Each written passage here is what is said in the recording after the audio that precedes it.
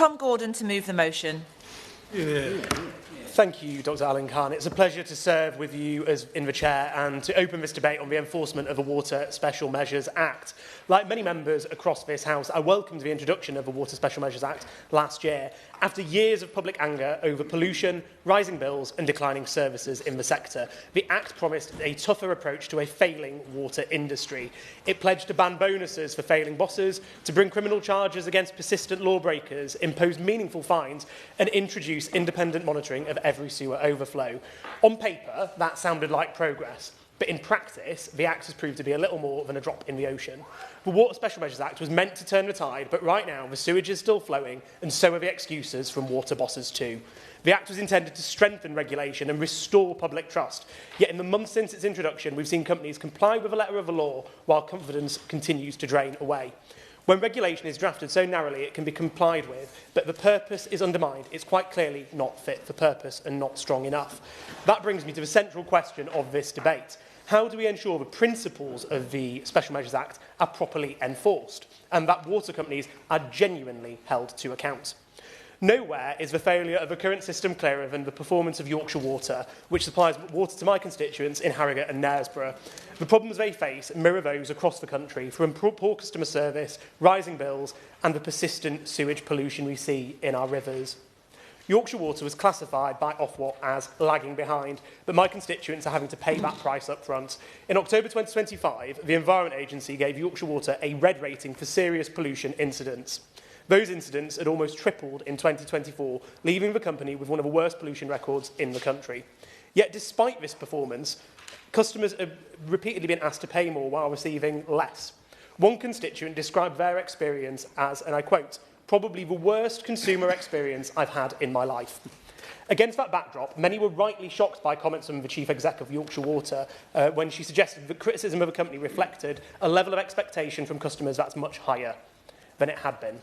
With water bills expected to rise by as much as 41% over the next 5 years and a hosepipe ban that was imposed from July to December, my constituents are entitled to ask how low does she think their expectations should be? If expectations are too high, then perhaps the problem isn't the public, but perhaps it's the leadership of Yorkshire Water. I will give away. Can I commend them? And can I commend the Liberal Democratic Party for all that they do in this chamber when it comes to water issues? You can't take it away from Madam Chair. They do, and they are to the fore. I'm sure other parties will maybe be a wee bit annoyed at that, but to be truthful with you, they're so active, it's incredible. Well done. Does the Honourable Member not agree that the private companies do not appear to be tied to doing the right thing for the public as a whole, but do more for their investors? And the ability to freeze bonus payments as a penalty should be used, and the consultation with DEFRA must allow this measure to be implemented in a quick and cost-effective manner as a matter of urgency. Does he agree that's one thing that could be done?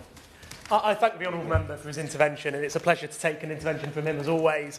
I completely agree with what he's outlined and the characterisation of the way that the water sector, quite frankly, is morally bankrupt. There is no interest in the public good, and that's why my party and we've been long calling to see that these companies are reformed, where they have to put that public benefit interest first rather than corporate shareholder responsibilities. I will give way. Thank the Honourable Member for giving way, and alongside him being able to put on record on behalf of my constituents what an absolute disgrace Thames Water also is, because in a desperate attempt to secure their investments and avoid special administration and keep the company within the private sector, Thames Water's creditors are actually trying to strike a deal with Ofwat that would see them polluting our waterways for up to 15 years. This is a shameless attempt that proves they can't be trusted to put the best interests of their customers or the environment ahead of their own purses. So does the Honourable Member agree that Ofwat ought to reject this particular deal and utilise the powers that they have been granted through this particular Act and put Thames Water into special administration? I thank the Honourable Lady for her intervention. She hit the nail on the head, really. We just see a grubby back sort of deal by the back door that water companies are looking to try and sneak away and get away with. And I think what we have now seen across the board, it's not just with Thames Water, it's not just with Yorkshire Water, is the sector across the board is not operating as it should be, and we definitely need to see proper wholesale reform of the models of these water companies too.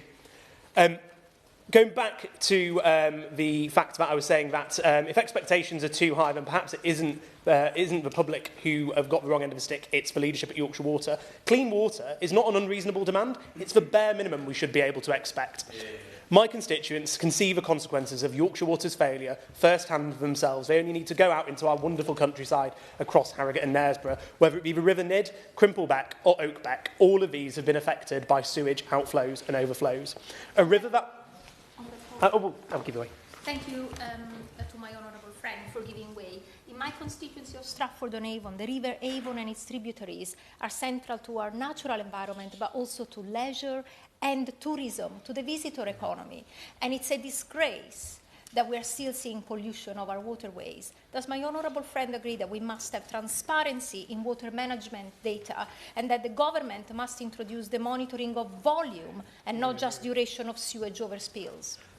I thank my honourable friend for that very pertinent intervention. I've been to Stratford, it is a lovely place, but no community, whether it be hers or mine, should be blighted by the plight of sewage at the hands of these water bosses. And the point about volume, not just hours of sewage dumping, is one which is really pertinent and key to this point.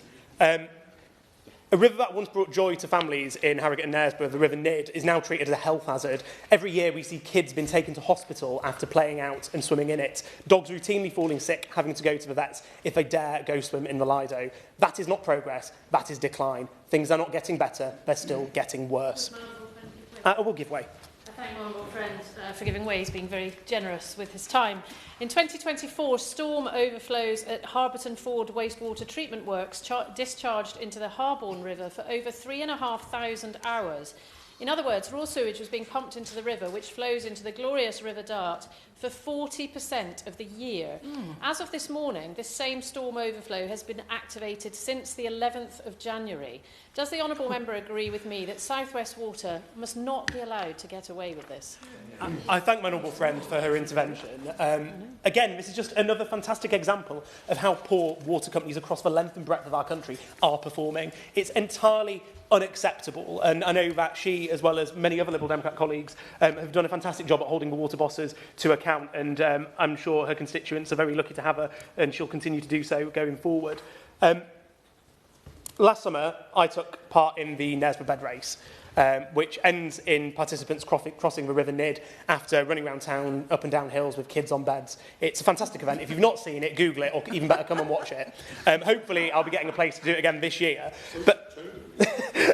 But that river crossing at the end, in recent years, has become something that has become contentious, and there was talks about scrapping it altogether because of the danger of having to cross the river when sewage overflows have been pumping. In recent years, locals have been advising to those competing in the race to make sure that you have a can of full sugar Coke at the end to drink it in the hope it'll kill off any bacteria and any nasty things that you might have swallowed during the river crossing. When that is the best piece of advice anyone can give you to competing in a sporting event, we know something has gone very wrong and regulation of the water sector is completely failing. No one should have to fear sickness from their local river in 21st century Britain. That is Yorkshire Water's legacy in my constituency, and one that I will give way. I thank my honourable friend for making an impassioned speech about Yorkshire Water, where Dewsbury and Batley also sit and is served by them. In Dewsbury and Batley in 2024, there were at least 346 sewage dumps in the local waterways, lasting over 1,000 hours, equalling 1.5 months of continuous sewage discharge. Discharge around Batley Beck, River Calder and River Spen are blighting our waterways and our community.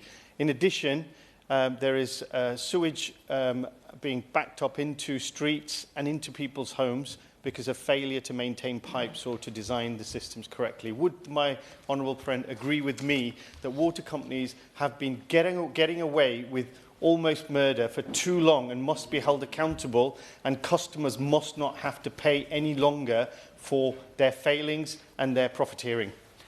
I thank the honourable gentleman for his intervention, and the characterisation that he paints of Yorkshire Water is basically the same as the one that I would agree with. We hear all too often that there's going to be investment, there's going to be improvements, but it is quite frankly too little and often too late. And we have seen decades gone by of a lack of investment, a lack of infrastructure, which now has ended up with the system creaking at the seams. And I completely agree with him that we do need to get a proper grip of the issues that we outlined. Would the honourable member give way? I will give way. I thank him. He's been exceptionally generous with his time. To add another name to the catalogue of water company disasters, Southern Water. In Rudgwick, in my Horsham constituency, residents have complained for almost 20 years about effluent backing up into bathrooms, footpaths covered in soiled loo paper, and having to keep children and pets indoors. Yet, over the last decade, average Southern Water bills have shot up from £262 in 2016 to £172 today. Does the honourable members share my frustration that residents are paying vastly more, but with absolutely nothing to show for it? I thank my honourable friend for that intervention, and again, I think it is a really damning indictment on the state of the water companies across the length and breadth of this country. At a time when people are financially harder and having to tighten their belts more than ever before, really struggling with that cost of living crisis, I think that's what jars with people when they see their water bills going up more and more and still having to deal with the same grim situations that he's outlined so eloquently. And as I say, it's not an isolated story. This is a reflection of a systemic failure across the industry and across our country. Since the introduction of the Act, Thames Water's financial position, as we've heard, has continued to deteriorate while sewage discharges persist. And in the South East, we saw just a few weeks ago repeated outages which have left households without even a basic service of being able to turn on the taps. When water companies repeatedly fail and nothing visibly changes, the message to the public is clear. Accountability is missing. One of the most high-profile elements of... friend give way? I will give way. Thank you. I thank my honourable friend for being so generous. As the Member of Parliament for Tiverton and Tiverton and Minehead, I represent two water companies, Wessex Water, who are no angels, and South West Water, who I've been chasing for several months to get a meeting with them on behalf of a constituent whose bakery has been flooded to such an extent that she's now had to shut up shop and go home. I'm supposed to be meeting them on the Monday, but it's taken me at least 4 days to get a time out of them. Would the honourable friend agree with me that it remains a disgrace that these companies are literally able to stick their fingers in their ears when people raise concerns on behalf of their communities? I thank my honourable friend for that intervention, and I do not envy her not having to battle just one water company, but two. I think she probably has her work cut out for her in a way that some of us are now breathing a sigh of relief by comparison.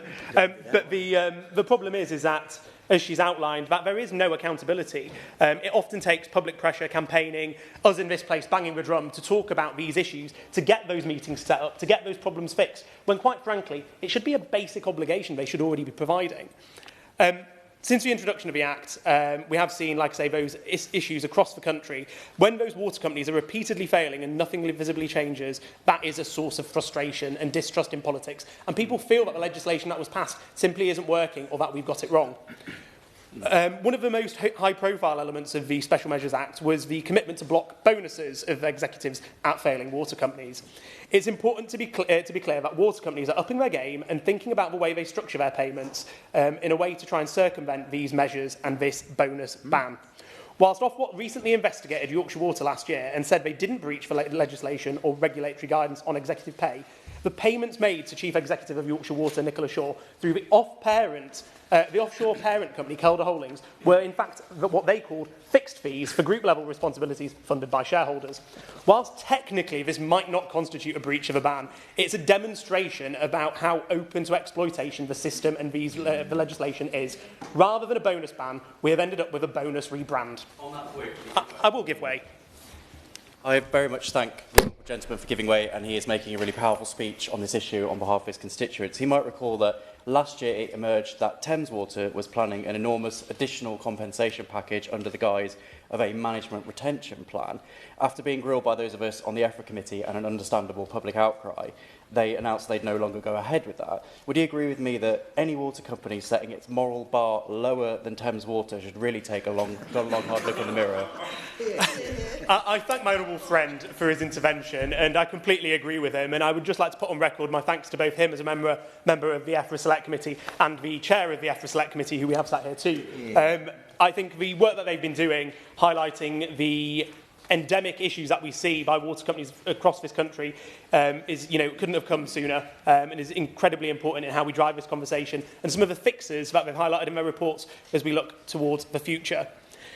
But coming back to Yorkshire Water, in the last 2 years, those payments that were not a bonus, but rather a fixed fee, or whatever it was called by Yorkshire Water, those payments totalled over £1 million on top of a near £700,000 annual basic salary. at a time when pollution incidents were rising and trust was collapsing. Yorkshire Water's chief executive has since said it was a mistake not to disclose those payments and not to have been more transparent. Well, it's a little bit too late when you've been caught with your hand in the cookie jar. My message to them is simple. You can rename a bonus to a fixed fee, you can apologise for getting caught out, but the stench of sewage still clings to it and the bosses at Yorkshire Water. I remain concerned about the over-reliance on fines as a primary enforcement tool. In recent years, we've seen Yorkshire Water, as well as many other companies, facing record-breaking fines. But the problem remains about the lack of accountability that they face, even when such astronomical penalties are imposed upon them. I will give way. I thank my honourable friend very much for giving way and for his impassioned speech on this very important subject. My constituents in the South Cols will be deeply disappointed by this white paper. Would my honourable friend agree with me that the government needs to get literally upstream of this question to address the question of water company ownership? Because when we look to Europe, we see models such as mutual or public benefit ownership working much more effectively. And would he also agree with me that the profit motive does not sit well with an essential public utility? I thank my honourable friend for putting that argument, and I completely agree with her. She's outlined the case and the reasoning why very well. Simply put, we cannot find our way out of failing while customers are ending up footing the bill. And coming on to the today's water white paper, I do think it's right that we recognise the current regulatory system has failed, that Ofwat has not provided the hands-on oversight required, and that prevention must replace crisis management. Proposals for a new regulator, stronger inspections and greater transparency are a step in the right direction, but they are long overdue. But a white paper and new proposals will only be as strong as their enforcement. So I want to press the Minister on 3 specific points today. Firstly, will the Minister confirm that the new regulator will have an explicit duty to close remuneration loopholes so executives cannot comply with the letter of the law whilst undermining the purpose? Secondly, will the Minister commit to ensuring that criminal liability for water bosses is not merely theoretical, but actively pursued where there is evidence of serious or repeated environmental harm? And thirdly, will the Minister set out how enforcement action will target decision makers, not just balance sheets, so customers are no longer left paying for failure through higher bills? These are the tests that will determine whether today's white paper represents a genuine reset or simply another missed opportunity. Ultimately, this debate is about accountability. Pollution on this scale is not an accident. It is a result of decisions, incentives and failure of leadership. When executives are rewarded while rivers are polluted, that is not mismanagement, it is environmental vandalism. Nicola Shaw remains in post despite rising bills, collapsing trusts and one of the worst pollution records in this country. In any other industry, that level of failure would end in resignation. So today, I say clearly, Nicola Shaw, do us a favour and go. And a new regulator must come into post and go further than we've seen with Ofwat. Water bosses who preside over illegal pollution should not just have their bonuses blocked, they should face those criminal consequences for their environmental damage and harm. No more hiding behind corporate structures, no more excuses, no more polluting with impunity. If you poison our waterways, you should not just answer to shareholders, but the full force of the law. Thank you.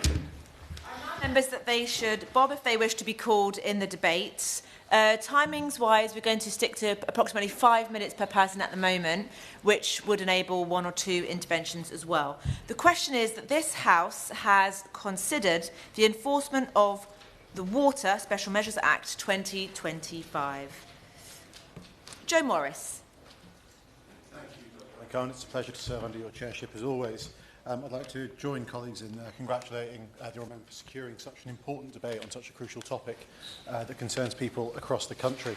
I'm grateful to take this opportunity to speak today about the River Tyne, which holds great sentimental value to me, as I know it does to so many people who call both Northumberland and the wider North East home, and who've been raised in the area surrounding it. I, along with many of my constituents, have deeply fond memories of exploring and enjoying the astonishing diversity of nature that the River Tyne has to offer. It's a natural landmark central to community life, to local economies and to the identity of the region, along with some of Northumberland's other great rivers. With that in mind, I'd like to take a moment to highlight the incredible work of the Tyne Rivers Trust and the Clean Tyne organisation in Wylam, both of whom are dedicated to improving the well-being of the region's rivers and communities, from Alston up to Kielder and beyond, through education, through practical conservation and through environmental activism. The protection and development of the Tynes waters establishes it as one of the best salmon rivers in England. It houses a diverse range of animals and plant life and is worth millions to our local economy. It also importantly acts as a third space for local communities looking to access the positive effects on well-being associated with spending time in and around nature. Now, it's a devastating fact that the previous government allowed our river to be flooded with an unregulated torrent of sewage. A government that saw environmental protection as an inconvenience, not a responsibility, that underfunded regulators scaled back monitoring and weakened the enforcement of environmental standards, that allowed water companies' profits to soar, allowed bosses to accept hundreds of thousands of pounds in bonuses and household bills to increase. A government that left my constituents with a River Tyne that is unsafe and in decline, not because of natural change, but because of political failure and political choices. I strongly welcome the legislative measures in the Water Special Measures Act, which reflect our mission to clean up our rivers and to bring accountability to water companies. And I agree that to bring about the long-standing reform that is needed, it's fundamental that these plans are effectively enforced, that funding and resources back regulators so that they can apply this new legislation consistently and effectively. I would like to see and hear from the Minister how rural communities like those in my constituency on the most rural elements of it can be supported by the Act specifically. Northumbrian Water must be held accountable, having made over 3,000 sewage dumps into the Tyne in 2024 alone. They must be held responsible for what must be significant investment in the infrastructure and the rebuilding of public trust, particularly with regards to overflows. I also want to emphasise, as often as I can, the importance of working in partnership with communities across my constituency, particularly rural communities. The expertise of the organisations that I've previously mentioned would be crucial to the conversation that Northumbrian Water and local government could have if they're serious to understanding and tackling the problem. They, alongside farmers and land managers, are vital stewards of our environment. Supporting sustainable land use, reducing runoff and improving soil and water management must be done collaboratively with practical support, funding and with clear guidance and long-term certainty. Now, I know that this government does understand that environmental recovery and economic growth go hand in hand. Clean rivers don't just enrich our environment, they support tourism, they support angling, farming, and they also build a sense of local pride. Protecting the Tyne isn't a barrier to prosperity, it's part of building a greener, fairer and more resilient future. And in a bit of the time I have remaining, I would like to touch on the impact of young people that the Clean River has. It's Tyne Green in the town of Hexham or the banks along Wylam and along Prudhoe. They are all venues for young people getting to know the river, getting to enjoy the river. Obviously, there's been some fantastic initiatives on river safety pioneered by my friend and comrade Angie Scott, who is the Northumberland County Councillor, one of the Northumberland County Councillors for Prudhoe. But it's really important that as we try and clean up our waterways, we ensure that young people maintain not just access but understanding of them. And I'll be grateful to hear the Minister speak a little bit about that. James Davis. Gosh, that's sooner than I expected. Thank you very much indeed. And I do congratulate the Honourable Member for securing this very welcome and, again, in my constituency, very timely debate on regulation, public trust and customers' experience. So it's a pleasure to serve under your chairmanship.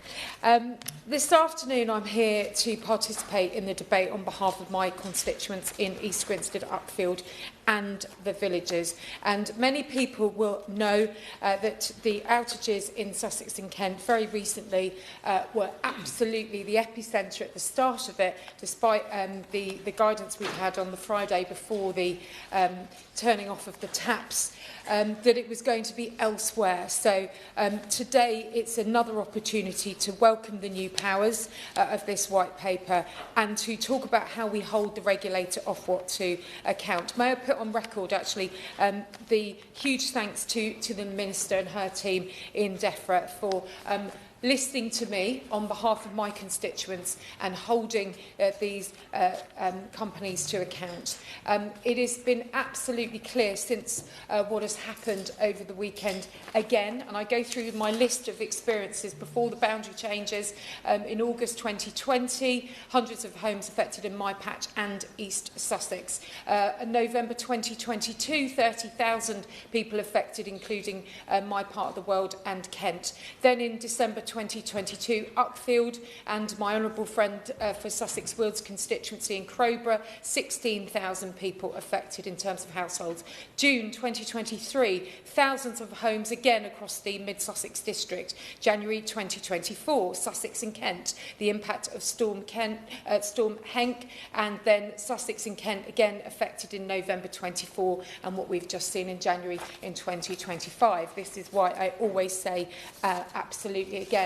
And I want to also put on record, I met today with Karen McDowell, the head of Sussex ICB, to reiterate, and Madam Chair, you'll be interested in this, the impact on the QVH, one of my hospitals in East Grinstead. I want to thank their leader, Abigail, and her team for their stoicism during the outage, because in the midst of this, the sanitation issue of understanding that there was a norovirus crisis in our local NHS, as well as a flu crisis, and not having water across my area, and people from Surrey, where they declared an emergency, being sent to my local hospital for treatment. This is absolutely outrageous, and there is of course now people turning to the point around compensation, because of course if it is storm and an act of God, that is one thing, but the Minister knows this is about a bulk supply issue linked to Southern Water,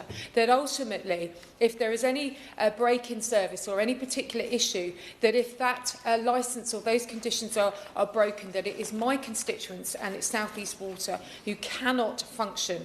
And I turn to the point in today's written statement, which I do welcome. It mentions joined up regional water planning and function, a framework to improve local decision making and delivery. And so I do really recognise this need for a broader debate around the Special Measures Act, building on the Environment Act, and making sure that there is a proper answer to this. So at the moment, I know that my constituents are turning to what this means in terms of compensation. The break-in services is absolutely front of mind, because this is certainly not the first time, as I've spelt out, and I do truly believe unless there is leadership and structural change, this will not be the last. Let me give you an example of Ashdown Park Hotel. 50 staff members living on site, closed for days, no response from the Saturday of the outage through till their reopening.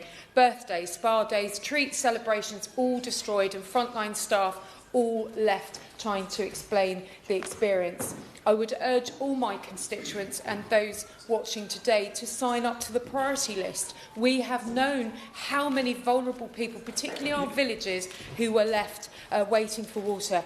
And I know the Shadow Minister is particularly worried about this, as well as the Minister. The needs of livestock. The fact that horses need 5 to 8 gallons to drink every day. This was literally tearing people's heart and souls out when they were so worried about their experiences.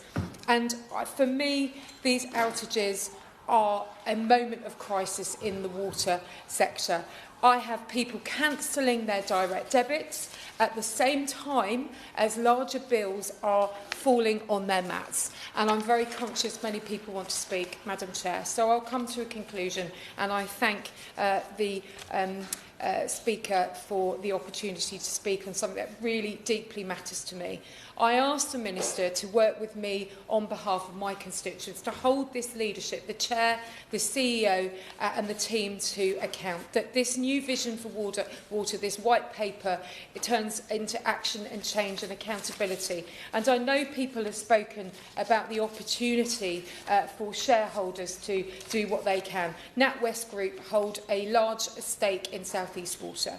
They too want, and I quote the Telegraph today, for this company to be called into account for supply issues, for these to be fully resolved with urgency, and other shareholders also saying that they want this addressed and they want resilience in their services. So do we, so does our constituents, and so should everyone. Thank you. Fuchs. So, you were, Bobby. It's a pleasure to serve under your chairship. Cleaning up our rivers is one of my top priorities, and I'm so delighted that the government agrees and has brought forward more legislation and action on enforcement in 18 months than the previous government did in 14 years. And I was incredibly pleased to serve on the Bill Committee with some of the other members in this room of the Water Special Measures Act, to which this debate refers, and which sets out for the first time a ban on water company bosses' bonuses. And it will ensure that CEOs of water companies can even face criminal charges and imprisonment. In Wales, Dŵr Cymru is our not-for-profit water company. However, I'm afraid being not-for-profit has not stopped it dumping sewage into our much-loved rivers. In 2023, we had a massive 2,383 sewage dumping incidents in Monmouthshire.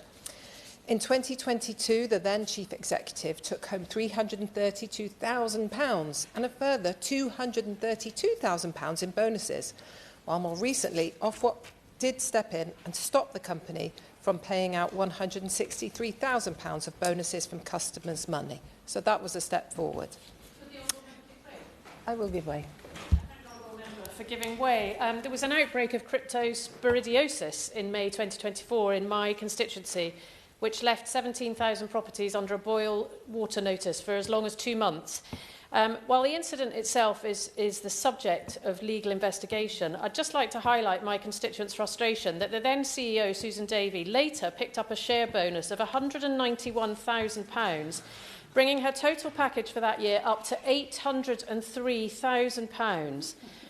Now, Ofwat had banned 6 water companies from paying executive bonuses, but I was shocked to see that South West Water was not one of them. So would the honourable member agree that this is a clear illustration of why Ofwat must be replaced without delay, as it clearly fails to adequately protect the public interest? I thank the honourable member for her intervention, and of course that's what our white paper today is dealing with, the reform of Ofwat, so hopefully we see an end to this kind of behaviour. And in fact, I was just coming on to say that a total of £9.7 million was paid out in executive bonuses and benefits to water and sewage company executives between 2022 and 2023, and this Act will stop bonuses for poor performances. But on to my favourite topic, which is our wonderful rivers, which we seek to protect with this Act. I would argue that in Monmouthshire, I apologise to my right honourable friend here, we have some of the finest rivers in the UK, much nicer than the River Tyne. The majestic Wye, the birthplace of tourism in the UK, the babbling Usk and the meandering Monnow are all wonderful rivers. They give us our sense of place. They provide recreation in the form of walks, kayaks or swims, and they are a magnet for tourism. They're the backbone of our local economy. I will never forget as well the awe I felt when I first saw a flash of blue past me as I was kayaking down the River Wye, when I saw my first ever kingfisher. It was an incredibly exciting moment. Rivers know no borders, and the Wye runs through 4 counties and 2 countries, so we must cooperate to manage it across border. And fortunately, this is now possible, given we have 2 Labour governments working together. When I was growing up, my parents had no problem letting me go and dunk myself in the chalk streams near my house to cool off. The only issue was the mess I made when I came back inside. But now parents have to be fearful of letting their children go in the river.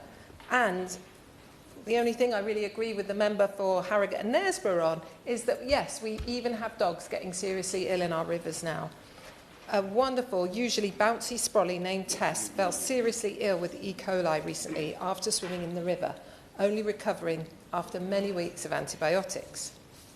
We all want waterways we can swim in, water that is safe to drink and available to us, and we want it at an affordable price.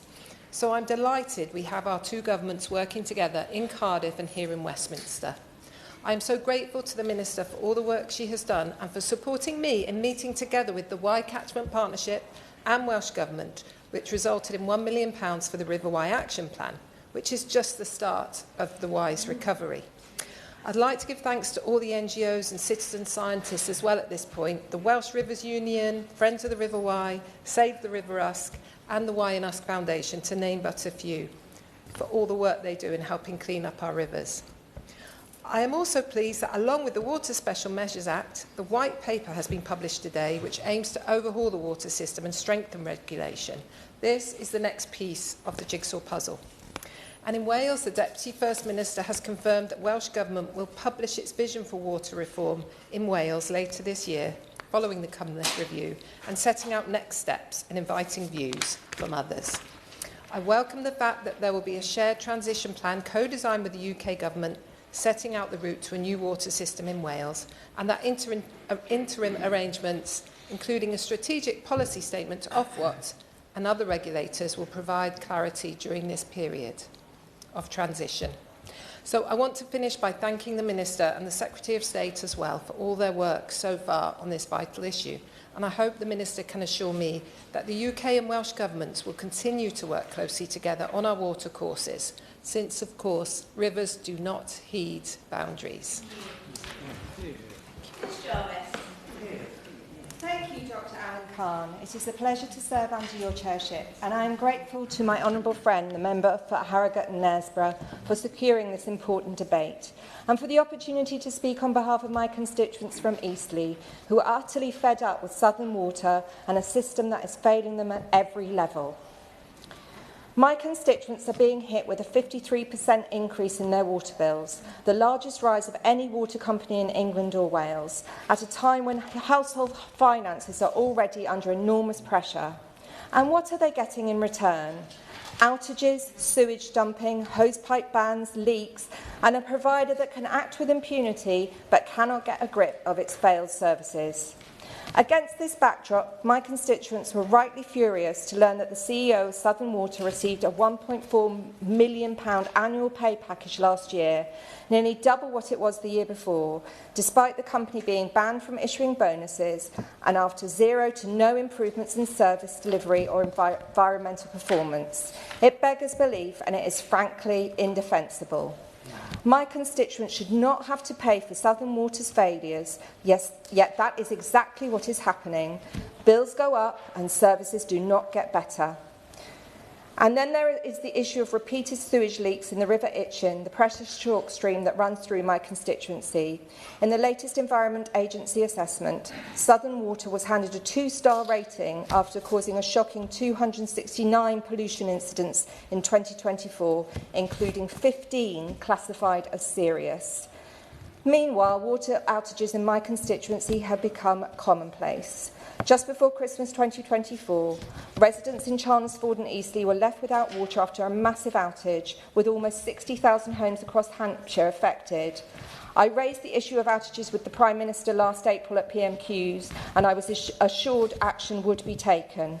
What exactly has changed? That is why I'm so disappointed that the government's water white paper published today doesn't go further and fails to deliver the fundamental change needed to protect rivers like the Itchen. People in Eastleigh are fed up with tough words from the government while bills rise, sewage continues to flow and water company executives continue to cash in. I believe we need a new ownership model where water companies are mutually owned by customers and professionally managed, with full transparency, including publishing the volume, not just the duration of sewage dumped into our rivers, and a new regulator that can finally get to grips with this crisis. Mike Martin. Thank you, Dr. Rosanna Allen-Khan. It's a pleasure to serve under your chairship. I'd like to start by thanking the Minister for Water for all of her support. I don't think we realise perhaps that we'd spend so much time on the same Zoom calls with all this vast collection of characters from across Kent and the water sector. And I'd also like to thank the Secretary of State as well, who came down to Tunbridge Wells last Wednesday to announce a review into South East Water's licence, which is unprecedented. And it has been interesting hearing other members talk of their water companies and just how surreal it is that they are able to continue with such appalling performance whilst patting themselves on the back and rewarding themselves with eye-watering sums of money. Well, I've got news for everyone here. Hold my beer, because South East Water are the worst in the entire country. So at the end of November, the water went out in Tunbridge Wells, and South East Water got off to a good start by setting up a water-to-bottle station in another town. We then pointed out that Tunbridge and Tunbridge Wells are different towns, so they did then set up water bottle stations in the right town, although we had to point out where they should be. That outage was about 2 weeks. It was about a week of no water and then a week of a boil notice. And they handled the communications so poorly that naturally my constituents were quite fearful of the quality of water and whether they would be able to drink it. And that space was then filled by bad actors, and we had to actually ask the Cabinet Office to intervene to help us with the disinformation. Crisis management and communications by South East Water in that outage were absolutely appalling. And the Minister, again, through all of these Zoom calls that we had daily, will agree with me that the qualities on display by the representatives from South East Water in those meetings were extremely poor. Yet when they were called to the Select Committee in January, they gave themselves an 8 out of 10. I did mention to honourable members that these are literally the worst people. They are gangster capitalists, as I will go on to explain. And whilst that CEO was at the EFRA committee giving himself an 8 out of 10, the water was going off again in Tunbridge Wells at the exact moment that he was saying that there was a plan and everything was going to be okay. I got a text from my mother-in-law, who lives on one of the highest points in Tunbridge Wells, and we're all water experts now in Tunbridge Wells, and the water goes off first on the high ground because South East Water can't pump the water uphill. And so my mother-in-law texted me, and I immediately rang up South East Water, who asked me where I'd got this information. So actually, I was informing the water company that there was a major outage in Tunbridge Wells. I then picked up the phone to the Borough Council, who picked up the phone to the Kent County Council, who run the Resilience Forum, and that was the chain of the passage of information to get the local Resilience Forum stood up, rather than South East Water understanding and knowing what's going on, getting a grip of the situation and communicating effectively to local partners. Would the honourable gentleman work? I will. I thank the honourable gentleman. He's making a speech that, frankly, I feel like I could be making, and I feel deep sorrow for him and his constituents. Regarding crisis communication, given the amount of outages, it is very surprising it does not get any better. And so they should be experts in it, but clearly not. But that is my concern, that even when you give them information that you believe is true, when they offer you information back, it very often isn't. For example, has the water station that you've said has been set up in my patch actually opened? Yes, I tell people in good faith, and it hasn't. That is a fundamental problem as well, isn't it? I offered two, again, I mean, surreal is the only word, examples. I was standing in a water station in Tunbridge Wells, speaking to South East Water, and they said, the water station is open. And I looked around, and it definitely wasn't open. And so the problem is that they have a contractor that sets up these water stations that is incompetent, mendacious, or lies, or all of the three. And so they don't have a grip of what's going on. Another utterly surreal, I think the honourable member was in this meeting with the Minister, where the Minister said, Cranbrook. There seems to be a problem in Cranbrook on my briefing. Dave Hinton, could you speak to this? Now, Cranbrook, for honourable members who don't know, is in the borough of Tunbridge Wells, but not the constituency. And alongside me was the chief executive from the Borough Council, and he said, Cranbrook? What's the problem in Cranbrook? He's immediately thinking, I have a problem to deal with. And Dave Hinton, the CEO of South Water, says, no, there's no problem in Cranbrook. I think that's absolutely fine. Where did you get that information from? And the Minister says to her official, where did we get this information from? And in a moment worthy of the best episode of Yes Minister, the official dryly said, Minister, we got that information from South East Water. These people are utter gangsters. So they came to the Select Committee, and my friend, the chair, the Honourable Member for Orkney and Shetland, and they gave evidence, and immediately afterwards, the Chief Water Inspector for England and Wales, who is, God, he warms your heart if you're in the middle of a water crisis, I can tell you, he came and immediately rubbished their evidence. South East Water said the crisis was unforeseeable. The Chief Water Inspector said, no, not only was it foreseeable, but we told you what you needed to do in the weeks and months preceding the outage, and had you done it, that crisis would not have happened. To my mind, that is negligence. There were people in that first crisis in December who had to receive life-saving treatment because a dialysis centre got knocked out. South East Water is a hair's breadth away from a corporate manslaughter charge. These people are gangsters. Yes. What is incredibly... Thank you very much for giving way. What is incredibly frightening about listening to the disasters that are happening in your constituency with South East Water is that I have Thames Water in my constituency, who also managed to put water in the wrong town, where the villagers of a small town have no transport and were therefore unable to go and find that water. They didn't actually tell anyone that the water was there. In fact, had it not been for the local supermarket telling people that they had water in their car park, we wouldn't have known. And what I find really scary about the comments that you're making, and I'm sure you will agree with me, is that your gangsters are possibly also acting, or other gangsters seem to be acting in our areas as well, because Thames Water don't seem to be any different from what you're highlighting. And I think we do need to be looking at this more seriously. Yeah, my gangsters are worse than your gangsters. But yes, she makes a very powerful point. I will. I'm grateful. All this talk of gangsters makes me think that the honourable gentleman must surely be styling himself as the Elliot Ness of the water industry. But the point he makes about the Drinking Water Inspectorate is particularly important today when we hear about the white paper and the changes. The DWI does exceptionally high quality work. And does he agree with me that we must not lose that output when we fold it into this new super regulator? I'm well over my time, and I need to actually get to the point of my speech, but I get incredibly passionate when I'm defending the interests of my constituents to clean water.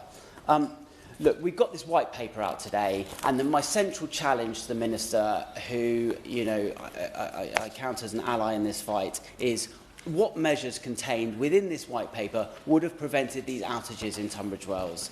And she will, of course, give me an answer from the dispatch box, but I would just ask her to honestly reflect on that. And there is something else that I would ask her to think about, and that is this idea of debt.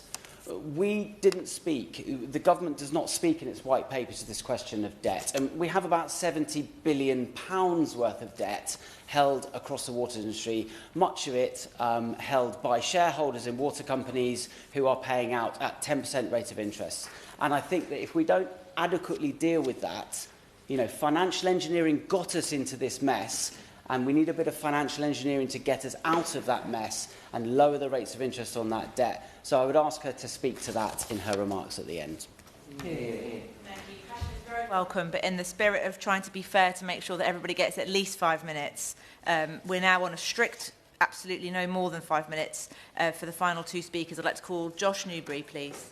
Thank you, Dr. Allen. It's a pleasure to speak with you in the chair. I'd like to pay tribute to the member for Harrogate and Knaresborough for securing this debate and giving a chance for accountability and hard truths to be heard by those in positions of power in our water industry.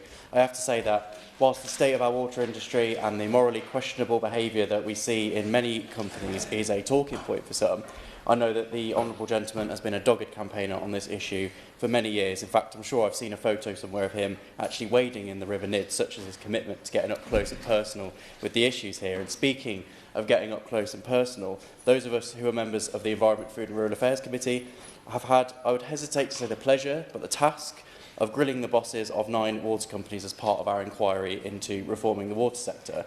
We've dived into lots of the issues that we're hearing about this afternoon, like sewage overflows, compliance with environmental laws, support for vulnerable customers, the impact of flooding and outages, and of course, the atrocious corporate culture and disconnection from the principles of delivering an essential public service that has taken hold in much of the water industry.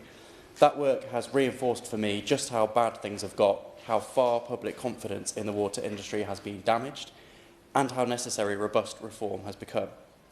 What I've heard from my constituents is echoed right across the country, a sense that accountability is an afterthought, that communities are left to pick up the pieces when things go wrong, and that bosses can get additional compensation regardless of how their company is performing. That's precisely why the Water Special Measures Act is so important. It rightly strengthens the powers available to regulators and makes clear that persistent failure, whether that be environmental, operational or corporate, must carry real consequences. It reflects a clear Labour principle that essential public services must work in the public interest, not simply for shareholder return. Crucially, it also marks a decisive shift away from the regulatory complacency of the past. Since July of last year, criminal prosecutions of water companies have risen by 145%, a clear sign, I think, of meaningful progress. However, enforcement needs to be felt not just at the operational level, but also at the top. It's impossible to justify customers having to tolerate sewage in our waterways, botched responses during outages and poor communication, while at the same time, senior execs still receiving substantial payouts with impunity. That disconnect is corrosive. It undermines confidence not only in individual companies, but in the system as a whole, regulators included. That is why I believe the true test of the Act and the newly released Water White Paper will be whether it drives a genuine shift within the industry, one where transparency, consumer trust are central to how success is measured. Now, some companies, as we've heard, have sought to repackage rewards under labels like retention payments. The public don't distinguish between a bonus and a retention payment. They see only failing senior execs continuing to be rewarded. The boss of South East Water is set to receive a 400k bonus just for staying in his job, despite, as we've heard, the company having left thousands of households in Kent and Sussex without water for days, and some of the worst crisis comms I've ever seen. Last month, the BBC picked up on the fact that I made a comment on social media that David Hinton should do his job or go. And after having heard Mr Hinton in front of the EFRA committee, I absolutely stand by that statement. I also want to speak briefly on Ofwat, because it is Ofwat that is currently responsible for enforcing the Act. It's often been too slow and remote from the lives of customers, and that can't be separated from the way that the regulator itself has operated. The committee took a long, hard look at Ofwat, and we found a regulator that was too cosy in dealing with water companies and too bureaucratic in dealing with customers. A regulator that is slow to act, overly procedural and reluctant to challenge company behaviour will never deliver the cultural change the government is determined to secure. But it's also important to recognise that not all regulators have failed. During a recent committee session with South East Water, the response from the Drinking Water Inspectorate, as the Chair said, was incredibly useful, and it was clear that they're doing very effective work despite having fewer than 60 staff. As we move towards a new single regulator, we have to ensure that the culture, expertise and robustness of the DWI are preserved.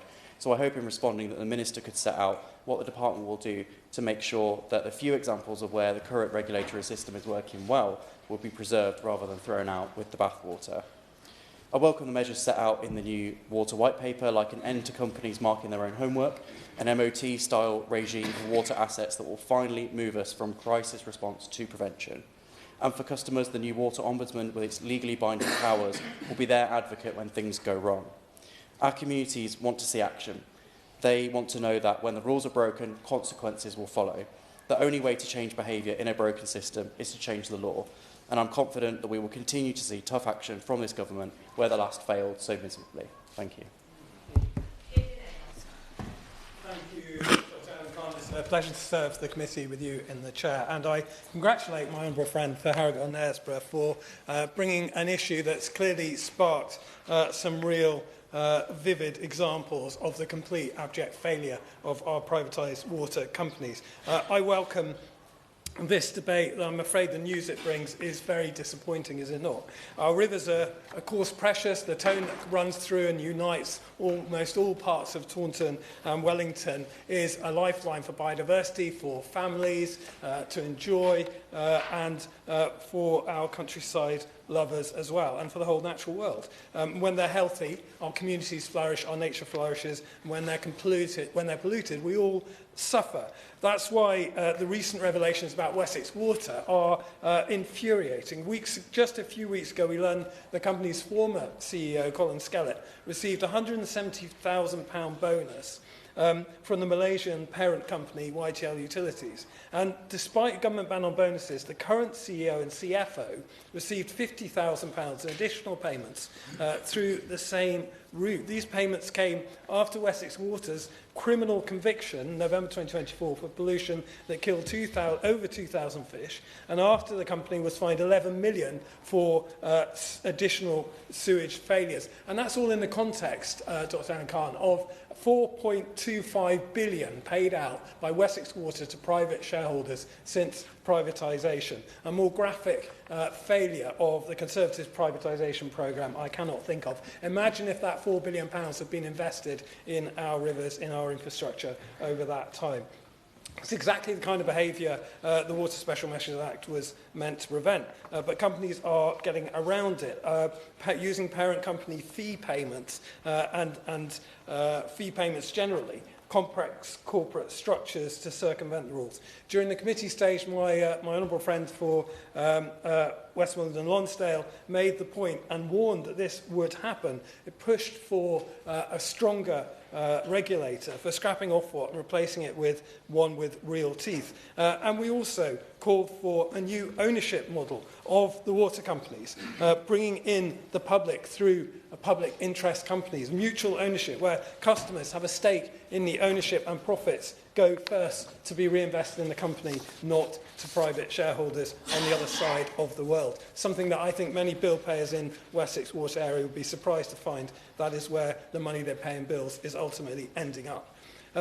Because the fundamental problem is that while executives are exploiting loopholes to line their profits, rivers are getting worse and dying. Customers are paying through higher bills. Communities are watching their local rivers fill with sewage. I checked today, just before this debate, Dr. Alan Khan, and north of Bradford-on-Tone in my constituency, Herringate in my constituency, and Lower Henlade in my constituency are all sewage works right now pumping sewage into the River Tone as we stand here and debate this issue. Water company bosses should not be rewarded for this kind of behaviour through whatever corporate sleight of hand they are attempting to use. And in my own constituency, this is as real as anywhere else, as I have said.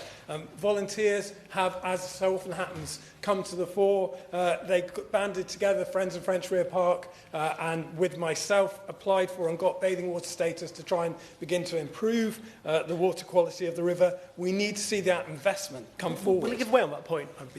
I thank my honourable friend for giving way on that point, and he highlights fantastic community groups and their involvement in having to pick up the pieces of this broken system. I wondered if he would agree with me that in an ideal world we wouldn't need these organisations. Even the work that they do is fantastic, much like the NID Action Group in my constituency. Absolutely right. We should have water companies in the public interest, not in the private shareholders' pockets interest. And that would be a welcome reform for our communities in Taunton and Wellington, and no doubt across the country.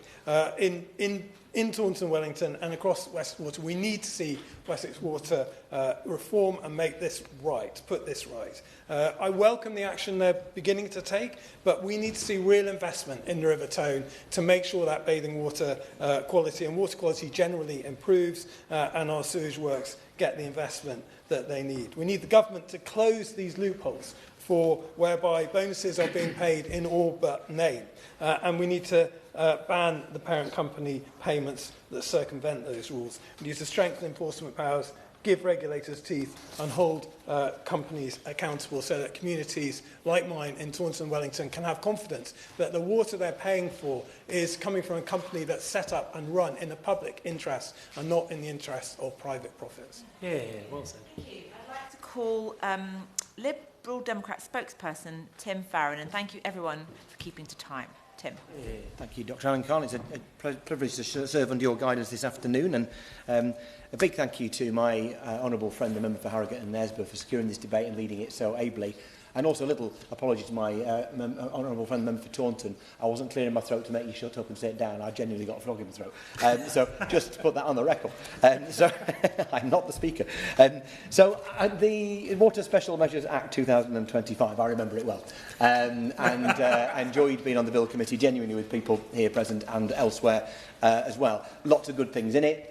Overall, the Liberal Democrat view was that it felt like incremental change when a more radical reform was needed. All the same, the Act did indeed, as I said, include some real positives, and that included provision to bring in a ban on bonuses for failing water companies for their senior executives. And yet, as we have heard from multiple sources, those water companies are making a mockery of that legislation. So we've heard some of these already, but just to run through some examples, we've heard that Southern Water's chief exec saw his pay double to 1.4 million after via and I put it in inverted commas, a 2-year long-term incentive plan.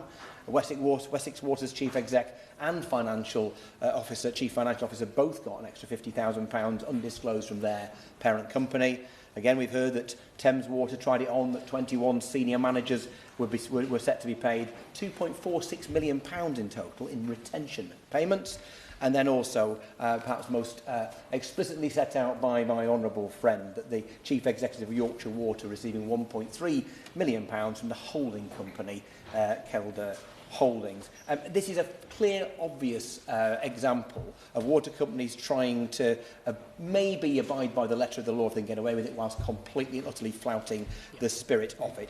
Completely predictable, I have to say, and outrageous in so many of these cases. Ofwat have either signed them off or just shimmied and said, none of our business, we've got no powers to do it. A reminder that it's high time they were abolished and replaced with a more powerful regulator.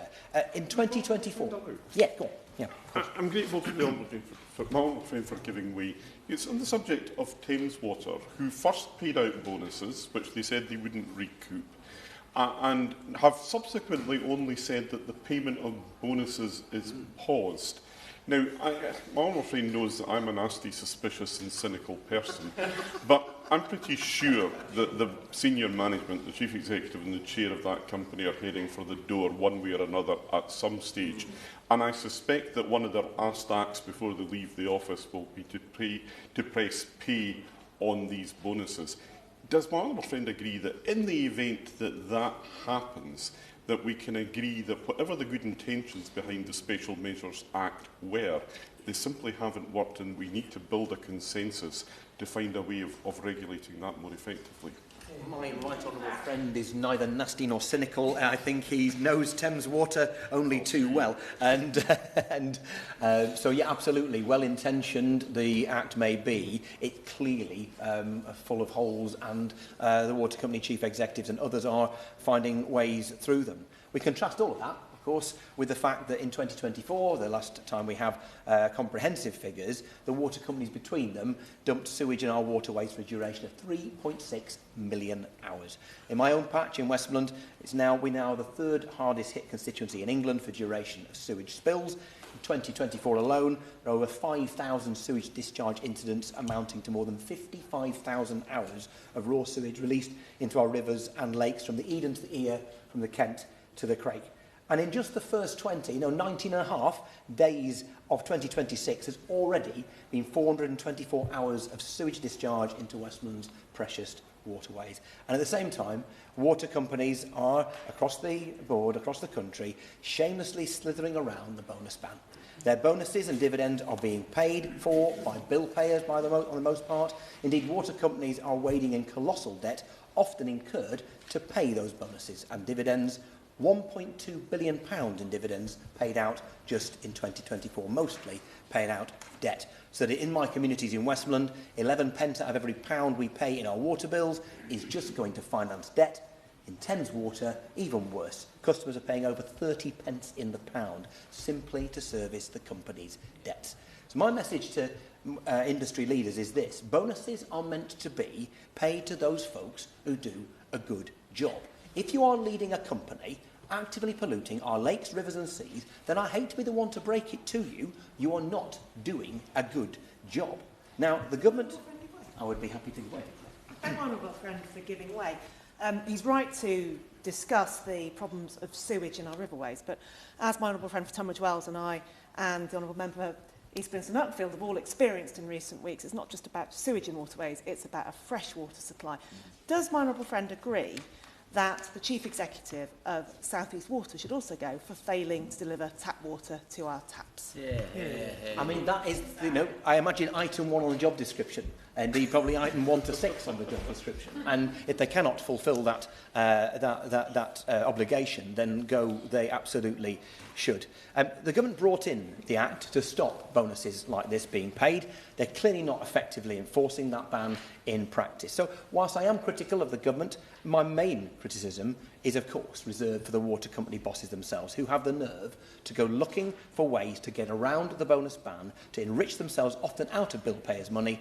Your customers, I tell the water industry bosses, your customers see you, our constituents see you, your hard-working frontline employees see you.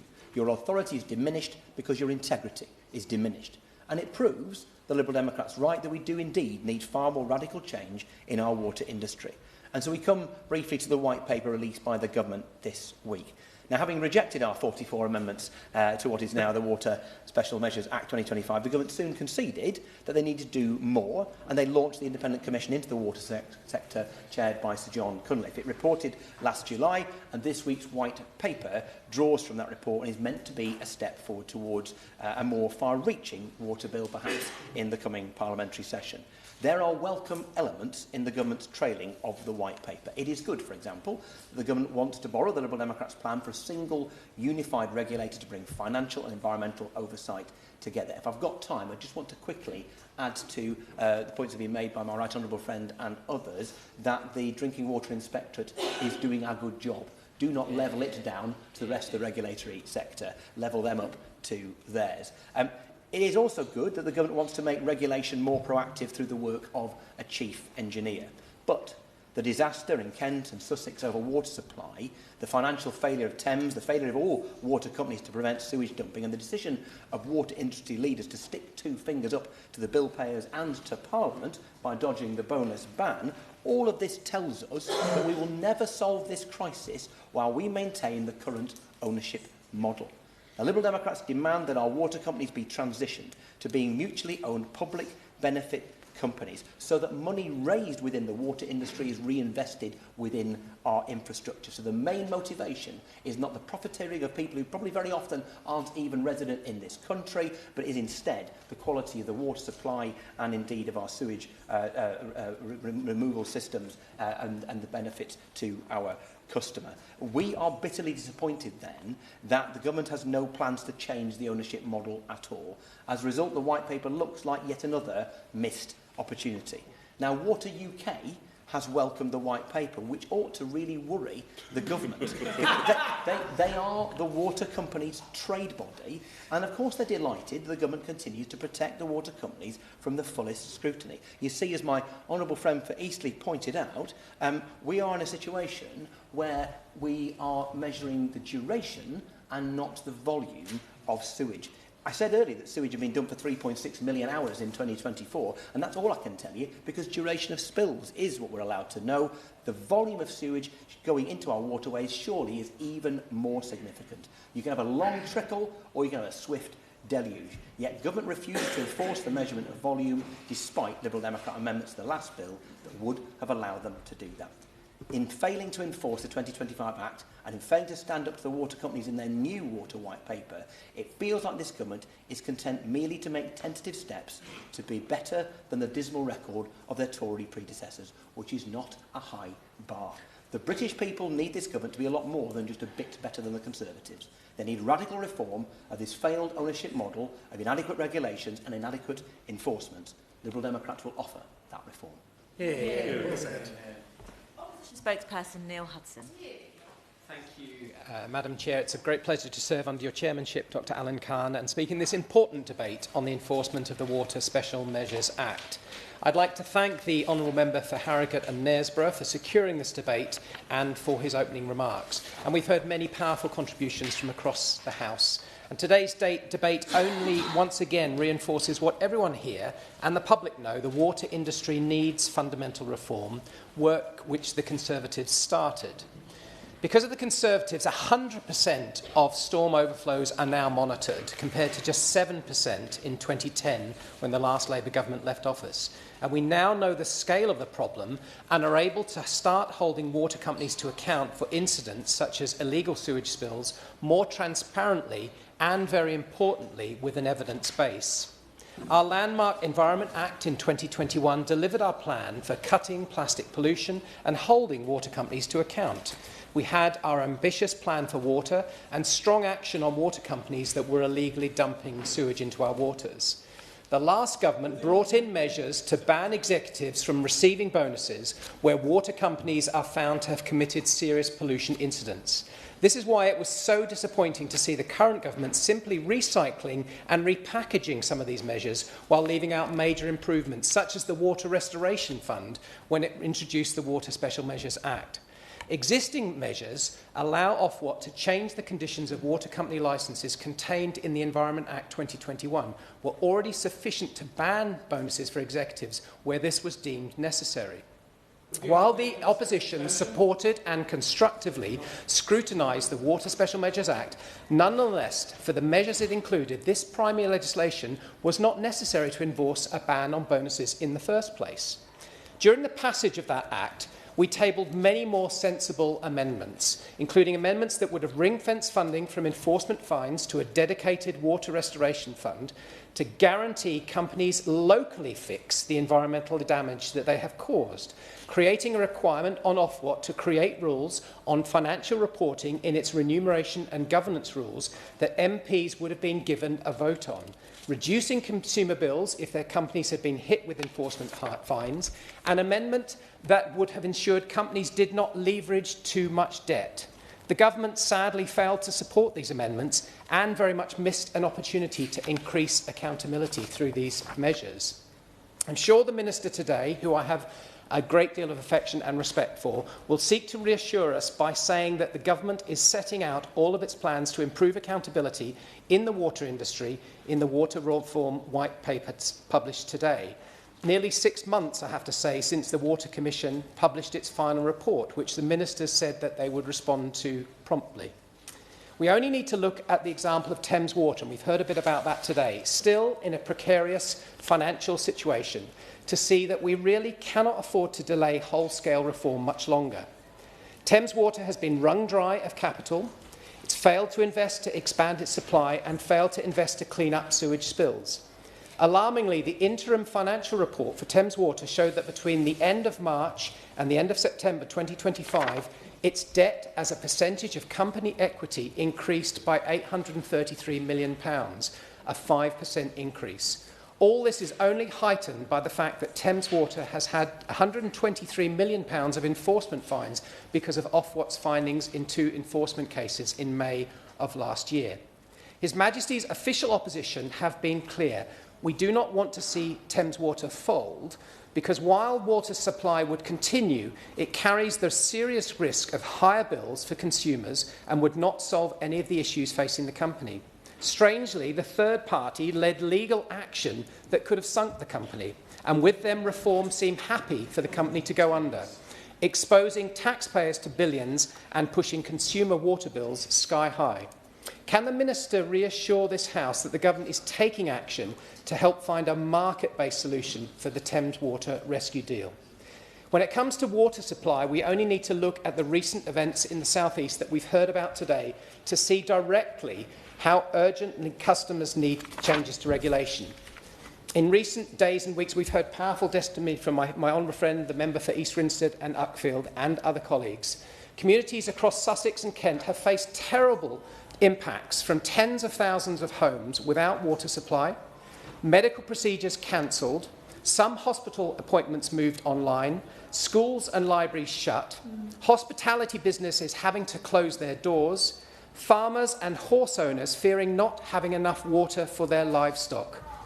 And on animals, water companies have been saying that they have no duty to provide water for animals. Now, I know, Madam Chair, you as a medic will be very familiar with the fluid requirements of a person, but to put it in perspective, The average 500-kilogram horse needs 25 litres of water a day, and a lactating dairy cow upwards of 100 litres a day. That's a hell of a lot of water that the companies are not providing when we have outages, creating animal welfare issues and pressing local communities. Farmers and animal owners and local communities have had to step in, roll their sleeves up and help each other out. It shouldn't be like that. Now, given the clear need for wholesale reform and accountability for water delivery and quality, can the Minister provide any clarity today as to when we can actually see tangible beneficial changes on quality but also quantity of water, of fresh water being supplied to people's households and, as we've heard today, medical establishments, schools, businesses? One aspect that which the government have articulated, however, is that the regulatory system will see reform, with some current bodies abolished and merged into one. Now, we, the opposition, accept that this very much is necessary to improve the current state of the water industry. But can the Minister confirm that they are working at pace to provide a new regulatory structure that genuinely improves regulation and delivery, provides clarity as to how that regulator will be organised to efficiently deliver its responsibilities, and, as we've heard today from colleagues, ensures that standards that are currently working better, such as in the Drinking Water Inspectorate, are not worsened by regulatory reform. His Majesty's most loyal opposition has always maintained that we will support serious efforts to continue the last government's work in holding water companies accountable and improving our water sector. I know ministers have said that they will not tolerate any attempts to work around the ban on bonuses and will instruct Ofwat to enforce fines and other penalties if it finds the rules have been broken. I understand also that Ofwat has said it's considering updating its company reporting requirements for next year's performance-related executive pay assessment to ensure that there is greater transparency around exactly what remuneration companies receive, and very much we've heard today why they are receiving that payment. The opposition fully supports the government in seeking to enforce the law and to ensure that executives do not receive unfair bonuses where water companies have been found to commit criminal breaches and are not delivering a good service. We would also support genuine efforts by the government to hold water companies to account and build on the work of the last Conservative government in improving water quality. I would urge the Minister to use this opportunity to outline exactly how it will ensure existing laws are properly enforced. I'm sorry to say that so far the meaningful reform that they have promised and is rightly expected has underdelivered when it comes to delivering the change that we need. Their response to the Cunliffe Review, although slow in coming, is now their biggest opportunity to make sure they get this right. We need not just words, but action and sensible measures that the whole House can get behind.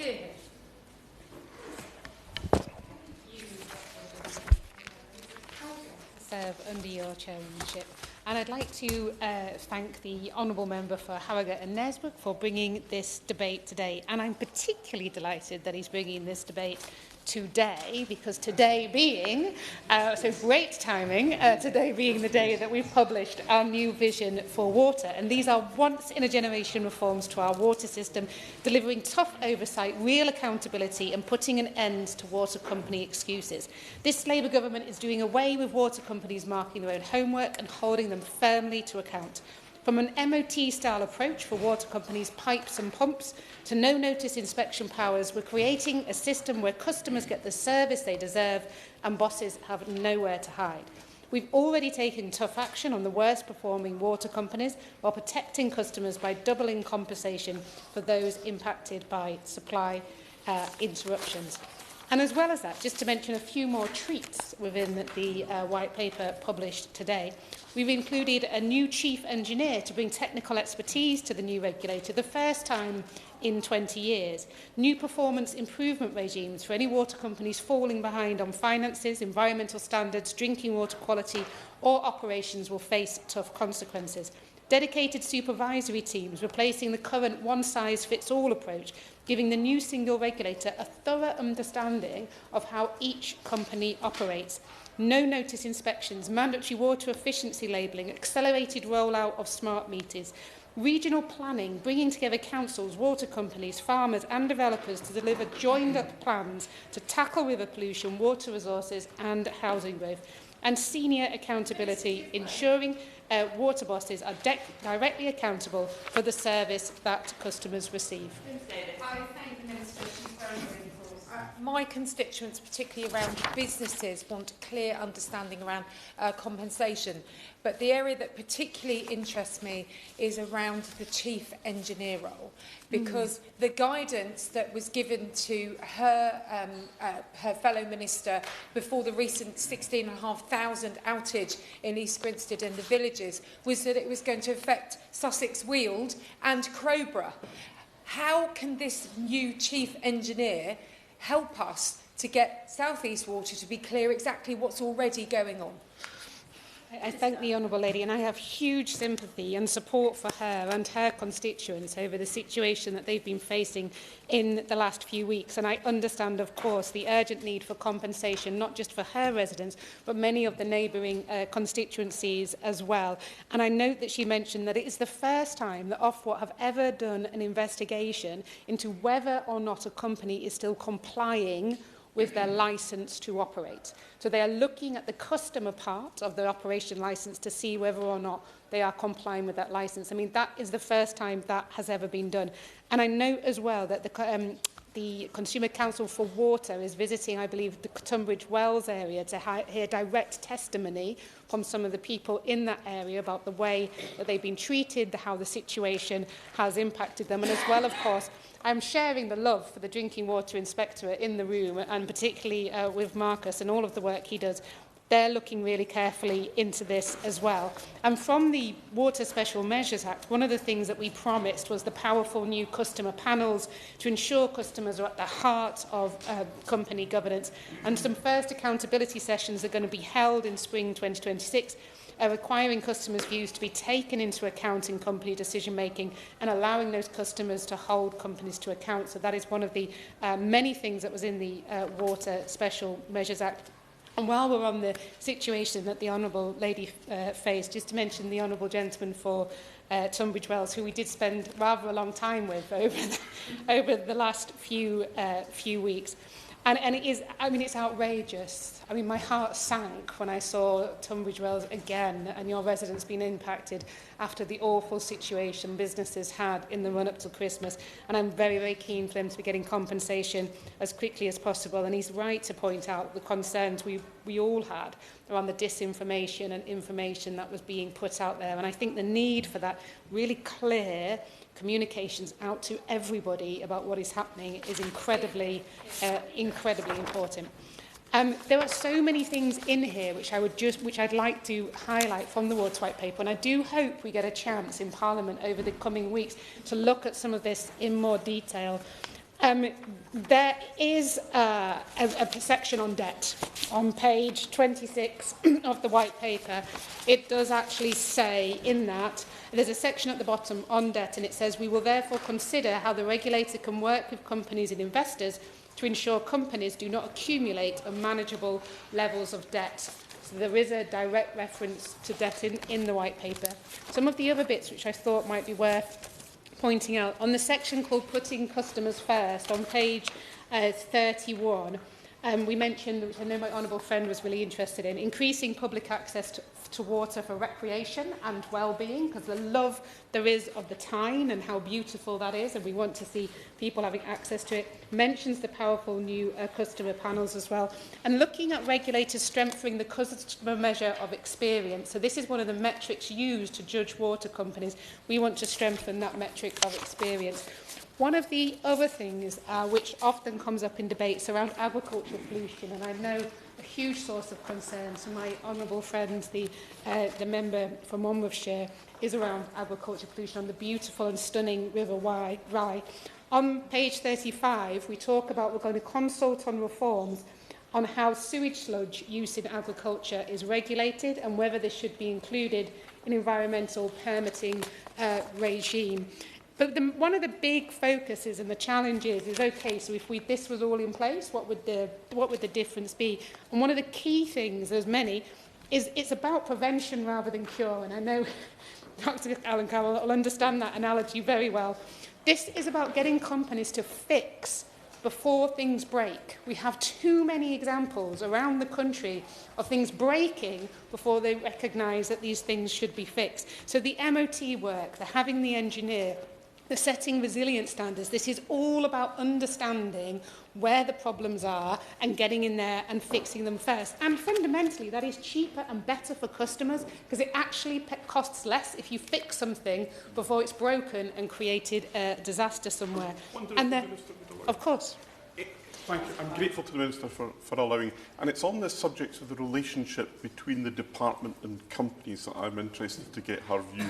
She may or may not be aware that the department is currently appealing to the First Year Tribunal a decision of the Information Commissioner requiring them to disclose information to the organisation Democracy for Sale, investigative journalists. The defence of DEFRA there is that they have to have a safe space when talking to water companies about these things. I'm not expecting her to comment on what is live legal proceedings, but will she reflect on this and perhaps interrogate her officials when she returns to the department about whether it is appropriate for the department to be defending cases like that, where the people who have the obvious benefit in this case are Thames Water? I thank the honourable gentleman, and as he's noted, I wouldn't be able to speak on live investigations, but I will reflect as he outlined. And the honourable gentleman mentioned as well, which came up a lot during our many calls around livestock and how important it is that, yes, we need adequate water for people, but there was lots of animals in distress at the same time. And the new regulatory structure, the regional structure, and how we're going to work this. We're going to be doing pilots around the country to look at this. And I think this is a massive opportunity for members right across the House to get involved in it. And it's particularly as my honourable friend, the member for Hexham, was talking about rural communities being supported. So again, making sure we have emergency provisions for livestock. And on particularly his River Tyne, I would encourage him to speak to his water company about and find out exactly when are they going to be upgrading those different storm overflows, so you can see that tangible progress in his area. And we've doubled the funding for catchment partnerships as well, so that would be great news for where we see them, particularly in our rural areas. And as well, my honourable friend member for Monmouthshire, I want to thank her for her work on the bill, and particularly the work that she continues to do championing the River Wye. And she's quite right. The rivers do not obey geographical boundaries, and we have to work together. And I'd like to put on my record my thanks to the Welsh Government for all of the work they've done and how we've worked together on many of these different measures, and will continue to do so. And my honourable friend, the member for Cannock Chase, and for his work on the EFRA Select Committee, and he's quite right, there should be clear consequences for failure. And he'll be pleased to know that following the Water Special Measures Act, inspections from the Environment Agency are on track to deliver 10,000 inspections in the year 25 to 26. That is a massive increase on the previous years of 4,600. So we are doubling, more than doubling, inspections going into water companies, as well as doubling compensation. Because sadly we have seen that the doubling of compensation for customers when they receive supply outages or boil notice is desperately needed. Though I'd like to be in a situation, which we will, when we get to implement all of this, where we're not needing to compensate customers because we're not continually seeing failure. But until that moment, I will continue to work hard, push on, and deliver the changes that this industry so desperately needs. Thank you very much. Tom Gordon to wind up. Thank you, Dr. Alan Carn. And it's been a real privilege to hear from members from across the House and across the country about some of the examples that they've given and their water companies and the failures and the systemic issues that are pervasive across the sector. I'd like to thank, in particular, the Honourable Member for Westmoreland and Lonsdale for his determined campaigning over the years in the run-up to the general election. It was particularly one of the issues that came up time and again, and it's something that we, all as candidates who are now here in this place, owe him a great debt of gratitude for banging the drum for. And thank you to everyone who intervened too. I can't sort of rattle through everyone in time, and I look forward to seeing and chewing over the Water White Paper in depth and in more time, hopefully in the main chamber. The question is that this House has considered the enforcement of the Water Special Measures Act 2025. As many as are of that opinion say aye. Aye. Of the contrary, no. I think the ayes have it. Order, order.